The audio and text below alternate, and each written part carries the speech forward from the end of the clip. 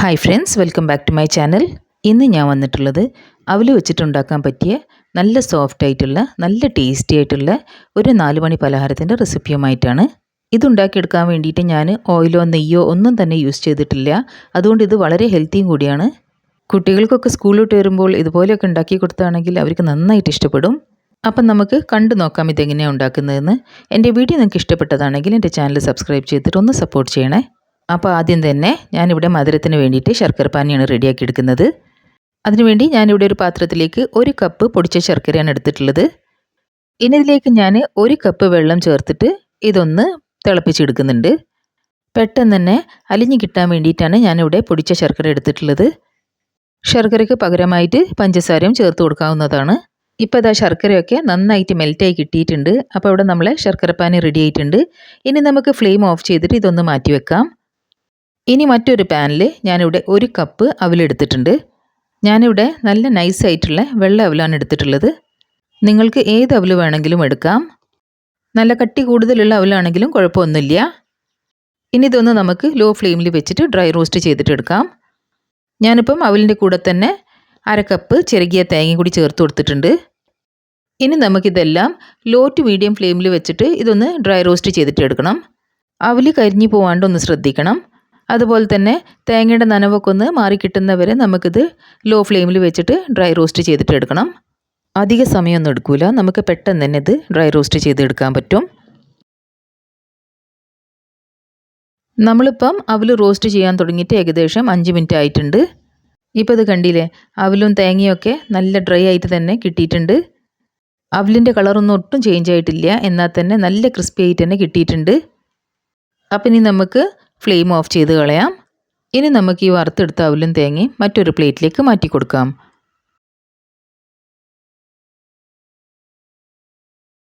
ഇനി നമുക്ക് ഒരു ചട്ടകം വെച്ചിട്ട് ഇതുപോലെ ഒന്ന് സ്പ്രെഡ് ചെയ്ത് കൊടുക്കാം. പെട്ടെന്ന് തന്നെ തണഞ്ഞ് കിട്ടാൻ വേണ്ടിയിട്ടാണ്. ഇനി അതേ പാനിൽ തന്നെ ഞാൻ 1 കപ്പ് കപ്പലണ്ടി ഇട്ട് കൊടുക്കുന്നുണ്ട്. ഇനി നമുക്കിതൊന്ന് ഡ്രൈ റോസ്റ്റ് ചെയ്തിട്ടെടുക്കാം. റോസ്റ്റ് ചെയ്ത കപ്പലണ്ടി ആണെങ്കിൽ ഒരു 2 മിനിറ്റ് നേരത്തേക്ക് ഒന്ന് ചൂടാക്കിയെടുത്താൽ മതി. ഈ ഒരു പലഹാരത്തിൻ്റെ മെയിനായിട്ടുള്ള ടേസ്റ്റ് എന്ന് വെച്ചാൽ ഈ കപ്പലണ്ടി തന്നെയാണ്. അപ്പോൾ ഇവിടെ കപ്പലണ്ടി അത്യാവശ്യം നന്നായിട്ട് റോസ്റ്റായി കിട്ടിയിട്ടുണ്ട്. അപ്പം ഇനി നമുക്കിത് അടുപ്പത്തു നിന്ന് എടുത്തിട്ട് മറ്റൊരു പ്ലേറ്റിലേക്ക് മാറ്റി കൊടുക്കാം.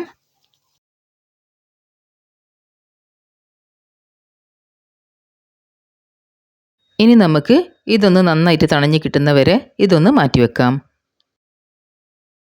അപ്പോൾ ഇവിടെ നമ്മളെ അവലും തേങ്ങയൊക്കെ നന്നായിട്ട് തണുത്ത് കിട്ടിയിട്ടുണ്ട്. അപ്പോൾ ഇനി നമുക്കിതൊന്ന് പൊടിച്ചെടുക്കണം. അതിന് വേണ്ടിയിട്ട് ഞാനിതിവിടെ ഒരു മിക്സി ജാറിലേക്ക് ഇട്ട് കൊടുത്തിട്ടുണ്ട്. ഇനി ഇത് നമുക്കൊന്ന് പൊടിച്ചെടുക്കാം. ഇപ്പം ഞാനിതിവിടെ പൊടിച്ചെടുത്ത് കഴിഞ്ഞിട്ടുണ്ട്. വല്ലാണ്ട് അങ്ങോട്ട് ഫൈനായിട്ട് പൊടിച്ചെടുക്കരുത്. കുറച്ച് തരിയുള്ള രീതിയിൽ വേണം നമുക്കിത് പൊടിച്ചെടുക്കാൻ. 1-2 കറക്കൽ അത്രേ പാടുള്ളൂ, എന്നാലേ നമുക്കിതുപോലത്തെ ടെക്സ്ചർ കിട്ടുള്ളൂ. ഇനി നമുക്ക് പൊടിച്ചെടുത്ത അവൽ ഒരു പ്ലേറ്റിലേക്ക് ഇട്ട് കൊടുക്കാം. ഇപ്പോൾ ഇതാ ഞാനിതിവിടെ കപ്പലണ്ടി തണുത്തതിൻ്റെ ശേഷം ഇതിൻ്റെ തൊലിയൊക്കെ കളഞ്ഞെടുത്തിട്ടുണ്ട്. ഇനി ഇതും കൂടി നമുക്കൊന്ന് പൊടിച്ചെടുക്കണം. അതിനുവേണ്ടി ഞാനിതിവിടെ മിക്സി ജാറിലേക്ക് ഇട്ട് കൊടുത്തിട്ടുണ്ട്.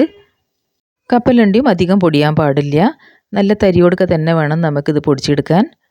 ഇതുപോലത്തെ ഒരു തരിയുള്ള ടെക്സ്ചറിൽ വേണം നമുക്ക് ഈ കപ്പലണ്ടിയും പൊടിച്ചെടുക്കാൻ. ഇനി നമുക്ക് ഒരു നോൺ സ്റ്റിക്ക് പാനിൽ നമ്മൾ നേരത്തെ തണുപ്പിച്ച് വെച്ച ശർക്കര പാനില്ലേ, അതൊരു അരിപ്പ വെച്ചിട്ട് അരിച്ചിട്ട് ഇതിലേക്ക് ഒഴിച്ചു കൊടുക്കാം. ഇപ്പം ഞാൻ തീയെ ലോ ടു മീഡിയം ഫ്ലെയിമിലാണ് വെച്ചിട്ടുള്ളത്. ഇനി നമുക്ക് ഈ ശർക്കര പാനിയിലേക്ക് നേരത്തെ പൊടിച്ച് വെച്ച അവലില്ലേ അത് ഇട്ട് കൊടുക്കാം. തീ ഒട്ടും കൂട്ടാതെ നമുക്ക് ലോ ഫ്ലെയിമിൽ വെച്ചിട്ട് തന്നെ വേണം ഇതൊക്കെ മിക്സ് ചെയ്തിട്ടെടുക്കാൻ. ഇനി നമുക്ക് ഒരു സ്പൂൺ വെച്ചിട്ടോ സ്പാച്ചുല വെച്ചിട്ടോ ഇതുപോലെ പതുക്കെ മിക്സ് ചെയ്തിട്ടെടുക്കാം. ഇത് പെട്ടെന്ന് തന്നെ നല്ല തിക്കായിട്ട് വരാൻ തുടങ്ങും. അപ്പോൾ അതിൻ്റെ മുമ്പ് ഒരു ഫ്ലേവറിന് വേണ്ടിയിട്ട് ഞാൻ ഇതിലേക്ക് 1/2 ടീസ്പൂൺ ഏലക്കാപ്പൊടി ചേർത്ത് കൊടുക്കുന്നുണ്ട്. വീണ്ടും നന്നായിട്ടൊന്ന് മിക്സ് ചെയ്തിട്ടെടുക്കുക. ഇപ്പോൾ ഇത് നല്ല കട്ടിയായി വരാൻ തുടങ്ങിയിട്ടുണ്ട്. ഇനി ഇതിലേക്ക് നമ്മൾ നേരത്തെ പൊടിച്ച് വെച്ച കപ്പലണ്ടി അത് ചേർത്ത് കൊടുക്കാം. ഇനി നമുക്ക് ഇതെല്ലാം ഒന്ന് യോജിപ്പിച്ചിട്ടെടുക്കാം. ഇതിങ്ങനെ ഇളക്കുന്നതിനനുസരിച്ചിട്ട് ഇത് നന്നായിട്ട് കട്ടിയായി വരും. പിന്നെ ഇതിലേക്ക് നമ്മൾ നെയ്യോ എണ്ണയോ ഒന്നും തന്നെ ചേർക്കുന്നില്ല.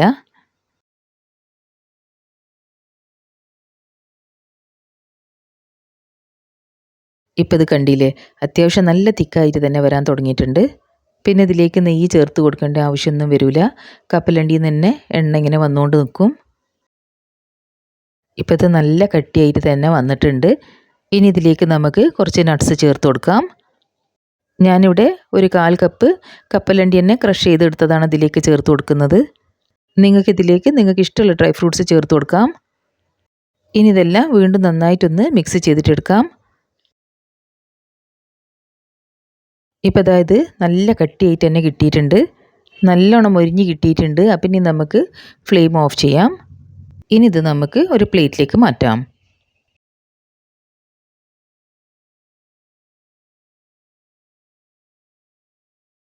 ഇനി ഇതൊന്ന് ചെറുങ്ങനെ തണുത്ത് കിട്ടിയതിൻ്റെ ശേഷം നമുക്കിത് ഷേപ്പ് ചെയ്തിട്ടെടുക്കാം. ഇപ്പോൾ ഇത് ചെറുങ്ങനെ തണുത്ത് കിട്ടിയിട്ടുണ്ട്. ഞാനിതിൽ നിന്ന് ചെറിയ ചെറിയ ഉരുളകൾ എടുത്തിട്ട് ലഡുവിൻ്റെ ഷേപ്പ് കൊടുക്കുന്നുണ്ട്. നമുക്കിത് ഒന്ന് ഉരുട്ടിയെടുക്കാൻ വേണ്ടിയിട്ട് കയ്യിൽ എണ്ണ തടവേണ്ട ആവശ്യമില്ല. 2 കൈ വെച്ചിട്ട് ഉരുട്ടി കൊടുക്കേണ്ട ആവശ്യമില്ല. വളരെ എളുപ്പത്തിൽ തന്നെ നമുക്കിത് ഷേപ്പ് ചെയ്തിട്ടെടുക്കാൻ പറ്റും. കപ്പലണ്ടിയിൽ നിന്നുള്ള എണ്ണ ഇതിലുള്ളതുകൊണ്ട് നമുക്ക് എണ്ണ കയ്യിൽ തടവേണ്ട ആവശ്യം വരുന്നില്ല. അപ്പോൾ ഇവിടെ നമ്മൾ സോഫ്റ്റ് ആയിട്ടുള്ള ഹെൽത്തി ആയിട്ടുള്ള അവലുകൊണ്ട് ഉണ്ടാക്കിയ ലഡു തയ്യാറായിട്ടുണ്ട്. വീട്ടിലുള്ള ചേരുവകൾ വെച്ചിട്ട് തന്നെ നമുക്ക് പെട്ടെന്ന് തന്നെ ഉണ്ടാക്കിയെടുക്കാൻ പറ്റിയൊരു ഈവനിങ് സ്നാക്കാണ്. അപ്പോൾ ഇതുപോലെ നിങ്ങളെല്ലാവരും ഇത് ട്രൈ ചെയ്ത് നോക്കണം. ഇപ്പം ഞാനിത് നിങ്ങൾക്ക് മുറിച്ച് കാണിച്ച് തരാം ഇത് എത്രമാത്രം സോഫ്റ്റാണെന്ന്. അപ്പോൾ ഈ ഒരു ലഡു റെസിപ്പി നിങ്ങളെല്ലാവരും ട്രൈ ചെയ്തിട്ട് നിങ്ങളെ ഫീഡ്ബാക്സ് ഒക്കെ എന്നെ അറിയിക്കണേ.